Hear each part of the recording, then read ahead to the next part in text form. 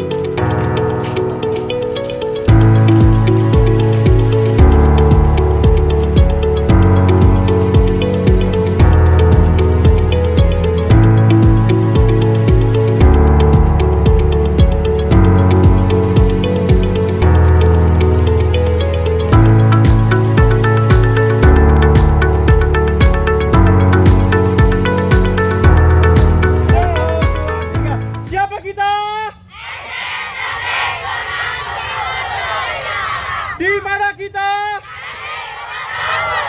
Donan 7 Raja Wali Tur. Tepuk tangan.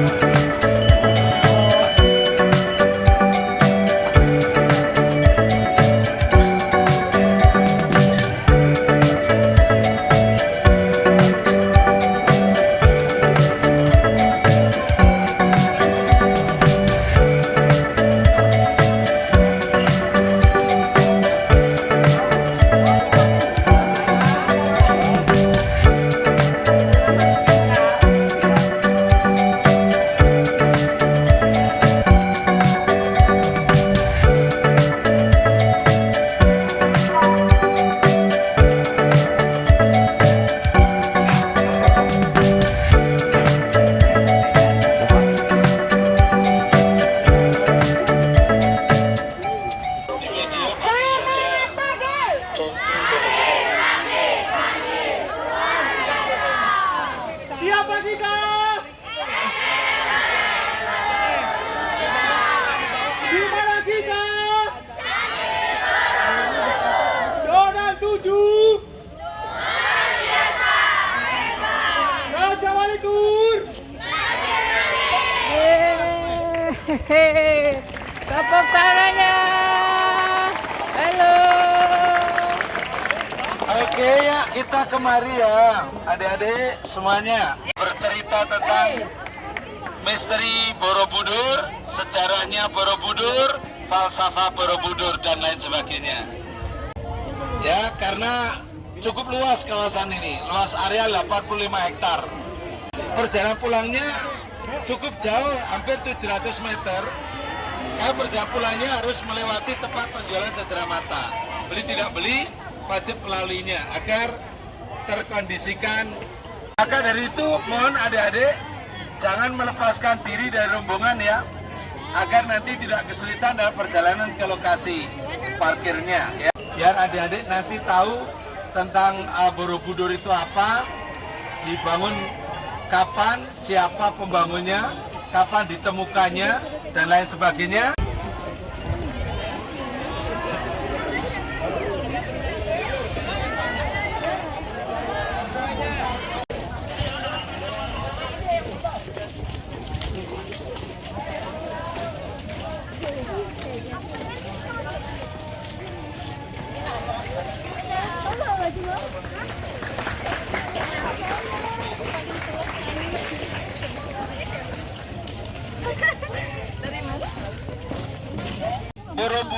merupakan sebuah bangunan yang bentuknya seperti candi, namun bangunan ini tidak tepat dinamai candi. Bangunan candi adalah bangunan yang difungsikan untuk pemakaman para tokoh yang telah dianggap suci. Kata candi berasal dari bahasa Sanskerta yaitu Candika, Dewi Kematian. Jadi fungsi candi itu untuk makam. Sedangkan Borobudur bukan untuk makam. Ini ciri-cirinya memiliki ruangan di dalamnya bisa dimasuki. Karena di dalam bangunan ada proses pemakaman. Di situ ada peripi yang dipakai untuk menempatkan abu hasil kremasi orang dikuburkan. Di atas peripi ada satu patung penggambaran orang yang dikuburkan. Maka di bangunan Borobudur itu tidak ada sesuatu yang menggambarkan tentang agama tertentu. Namun kebanyakan orang berpendapat Borobudur itu candi Buddha. Terpengaruh oleh patung-patung di sana sebagai gambaran patung Buddha gitu ya. Kalau di dalam kitab Buddha, kitab Vinaya Pitaka, ada penjelasan begini. Siddhartha Gautama sebelum meninggal itu berpesan kepada umatnya. Jadi Buddha itu identiknya botak ya. Sedangkan patung Borobudur gak ada yang botak. Semua rambutnya panjang di atas. Jadi patung di sana itu bukan penggambaran tentang Buddha, tapi penggambaran tentang orang suci, nanti kita jelasin. Ya. Divisualisasikan melalui bentuk adegan-adegan untuk perbuatan. Kalau kitab itu hanya untuk orang Buddha, pasti ditulis pakai bahasa. Di Borobudur itu tidak ada prasasti yang memberikan penjelasan kapan bangunan dibuat. Satu-satunya bangunan di dunia yang tidak ada prasastinya hanya Borobudur. Jadi kesulitan untuk menentukan kapan dibuatnya. Prediksi dibuat pada 8 itu terkait adanya sebuahnya kelipatan 8 dan 8. Kenapa di konsep semacam itu? Karena Borobudur itu dibuat sebagai konsep belajar manusia meraih surga terkait dengan Sumbing Sindoro. 7 gunung ini saling berkaitan, membentuk seperti gelang besar, disebutnya Mahagelang. Maka wilayah yang dikelilingi dinamai Magelang, dari kata Mahagelang.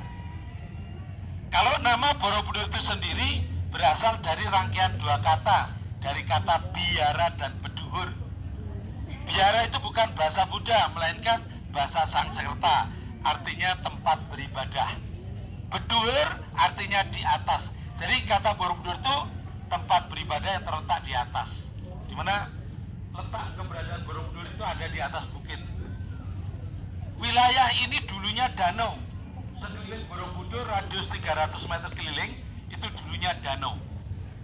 Kalau kita lihat peta geografi, titik tengah planet bumi itu danau. Menurut penelitian ahli astronomi, ternyata lokasi ini merupakan sentrum metafisik dunia. Ini lokasi ini titik tengah planet bumi. Jadi Borobudur itu didirikan di titik tengah planet bumi karena difungsikan untuk belajar konsep meraih kesempurnaan atau meraih surga untuk umat manusia dunia, bukan untuk golongan tertentu atau wilayah tertentu. Jadi lokasi ini bukan lokasi asal-asalan.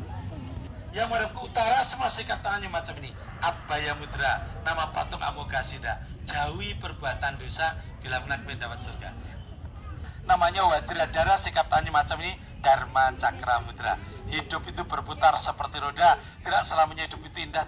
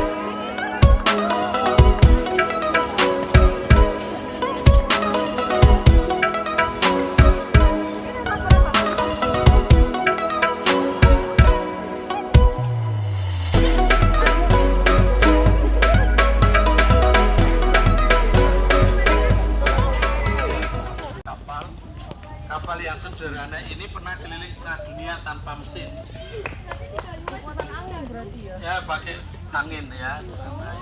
Tapi kapal ini proses pembuatannya juga menggunakan kekuatan spiritual. Jadi kayu-kayunya pun kayu-kayu yang keramat gitu ya. Itu memang dipilih itu.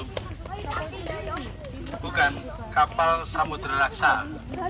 Nah, ini kayu bungur, bintagor, kalimpapa, linggukul, kesambi, kayu jangkar, kayu abu, kayu jajambu, kayu jati.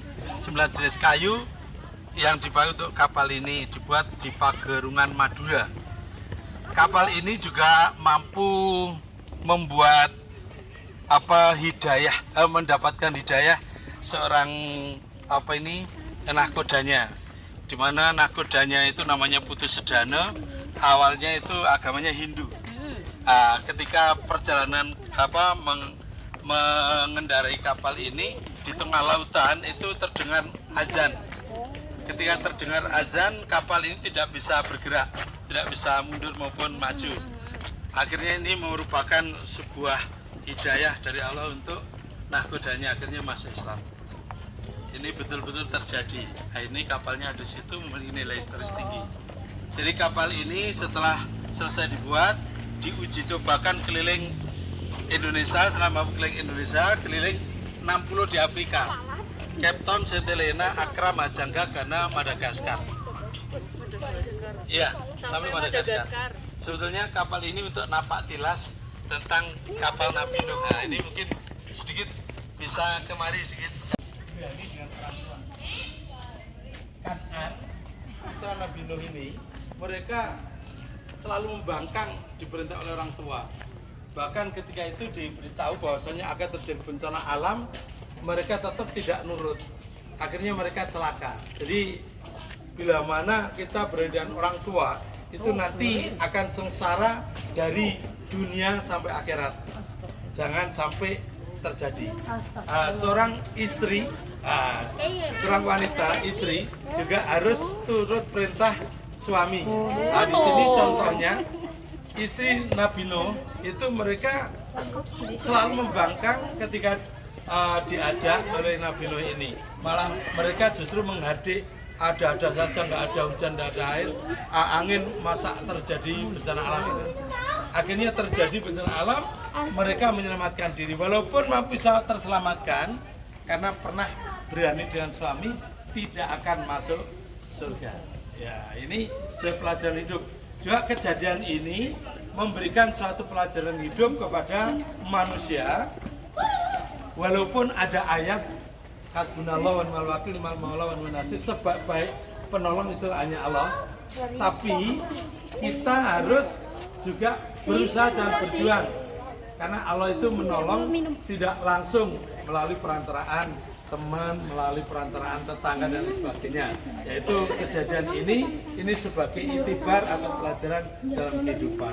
Banyak sekali ada kisah Nabi Sulaiman, Nabi Yunus ketika dimakan ikan itu di sana, itu semua merupakan pelajaran hidup, ada di sana semua. Nabi Zulkifli, ya Nabi Daud itu mengajarkan tentang taubatan nasuha.